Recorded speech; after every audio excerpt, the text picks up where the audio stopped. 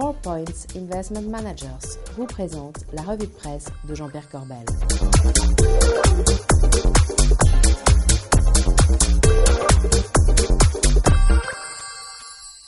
Bonjour, c'est mardi et c'est la revue de presse avec Jean-Pierre Corbel. Jean-Pierre, bonjour. Bonjour Bogdan. Onoma, non, no nine, ne, vielleicht. C'est quoi ça? Là, je vous résume en fait les discussions en Europe entre les Européens justement et la Grèce ce week-end. Alors grosso modo, je vous ai dit non dans la plupart des langues de la discussion, sauf vielleicht, qui est un dérivé de l'allemand vielleicht, ce qui veut dire peut-être. Et là, peut-être, eh bien, c'est forcément le pétillant et séminant président Juncker. C'est Game of Thrones, votre histoire, hein. C'est une histoire sans fin. Bah oui, effectivement. Alors ça nous tient en haleine complètement. La réalité va dépasser la fiction. On peut l'imaginer, Bogdan.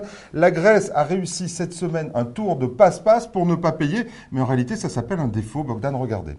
Un peu de répit. C'est ce que la Grèce a obtenu du Fonds monétaire international. Athènes devait initialement lui rembourser 300 millions d'euros ce vendredi, puis régler ses dettes en 3 autres étapes au cours du mois de juin. La somme totale, 1,6 milliard, sera finalement versée en une seule fois. Réglé en une seule fois, c'est une blague ça, non? Oui, alors c'est une blague. En tout cas, cette argutie juridique aurait été, dit-on, soufflée par certains. Alors on ne sait pas qui c'est, le FMI, la Commission européenne, ou peut-être Monsieur Pigas, le banquier politico-rocker, on ne sait pas bien. En tout cas, la veille, Monsieur Tsipras semblait en pleine forme, regardez. Mercredi soir encore, à l'issue d'une réunion à Bruxelles avec ses créanciers européens, Alexis Tsipras disait de ne pas s'inquiéter. Lorsqu'un journaliste a demandé au Premier ministre grec si son pays était en mesure de rembourser la première tranche de 300 millions d'euros, voici ce qu'il a répondu. Ne soyez pas inquiets, nous avons déjà payé 7,5 milliards.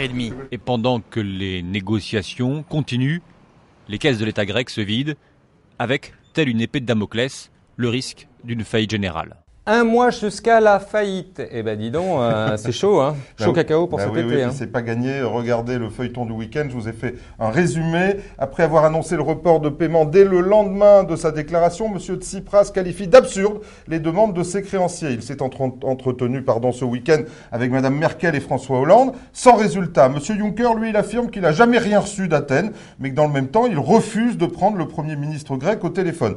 Et dimanche, 2 ministres grecs confirment que leur pays est déterminé à rejeter les propositions de l'Union. Même M. Varoufakis a dit que c'était un scandale, que c'était insultant, ce que leur proposait l'Union européenne. Presque insultant. On se croirait presque insultant, on se croirait dans un mauvais film en noir et blanc comique de série B.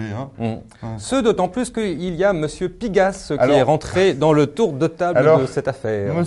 Pigas, un nom qu'on dirait sorti de l'univers d'un roman de Daudet. Monsieur Pigas, vous voyez, vous pouvez le faire comme ça. Mais là, on est dans le grand comique, genre la 7e compagnie, effectivement. Le banquier d'affaires qui conseille les Grecs. Pourquoi? Eh bien, pour qu'ils ne payent pas leurs dettes et que ce soit le contribuable français qui paye. C'est sympa quand même.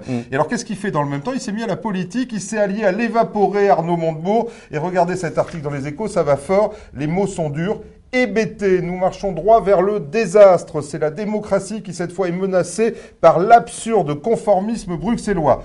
Tout président élu commence par aller faire ses génuflexions à Berlin, puis à Bruxelles, enterrant en 72 heures ses engagements de campagne, accuse-t-il. Et il milite pour la création d'une coalition des pays européens favorable à une stratégie de baisse d'impôts dans tous les pays, acceptant que les déficits soient résorbés par la croissance et non pas par l'austérité. Fini l'austérité, nous dit M. Pigas, forcément. Et alors, moi, je pense que ça va beaucoup plaire à Mme Merkel cette fois-ci. Et c'est sûr, ça va aider aux discussions avec la Grèce, ce genre de discours.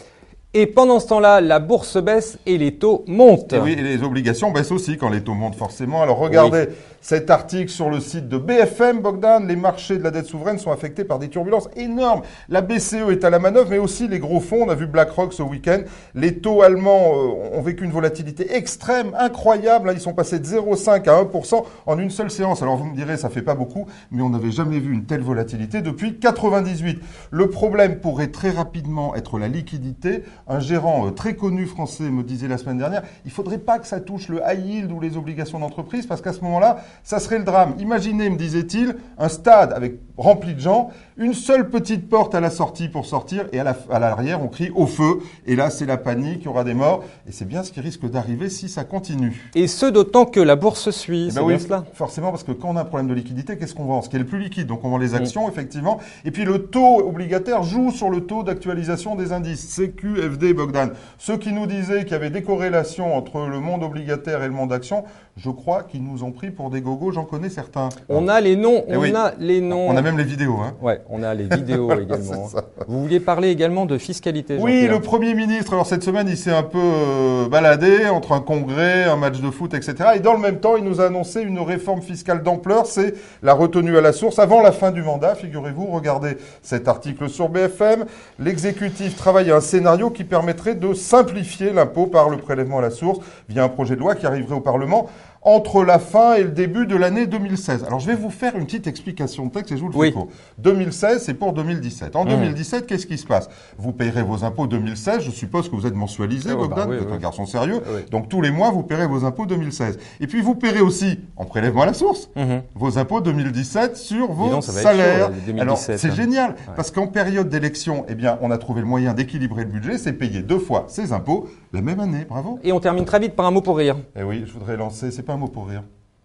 Non, je voudrais lancer un cri d'alarme, Bogdan. La crise touche tout le monde, c'est dramatique, on ne peut pas l'imaginer. J'ai des images exclusives. Regardez, certains cols blancs du journalisme et de la finance seraient obligés de vendre des éléments de leur mobilier simplement pour boucler leur fin de mois. Bien évidemment, toute ressemblance avec des personnages existants ou ayant existé, etc., etc. Cela étant, Bogdan, si je peux faire quelque chose, n'hésitez pas. On peut même mobiliser nos amis de la finance, peut-être, pour faire un Bogdan-ton. Ouais. Jean-Pierre, merci beaucoup. Est-ce que si vous grossissez l'image, vous verrez au premier plan, il y a une énorme picouse. Jean-Pierre, si vous continuez, ça va mal se passer pour vous. Jean-Pierre, merci beaucoup. Merci beaucoup. Juste pour préciser, le stand d'à côté, c'était Jean-Pierre Corbet. Oui, on fait ce qu'on peut. Voilà. Quant à moi, il ne me reste plus qu'à vous remercier et à vous donner rendez-vous mardi prochain. D'ici là, gardez-vous bien.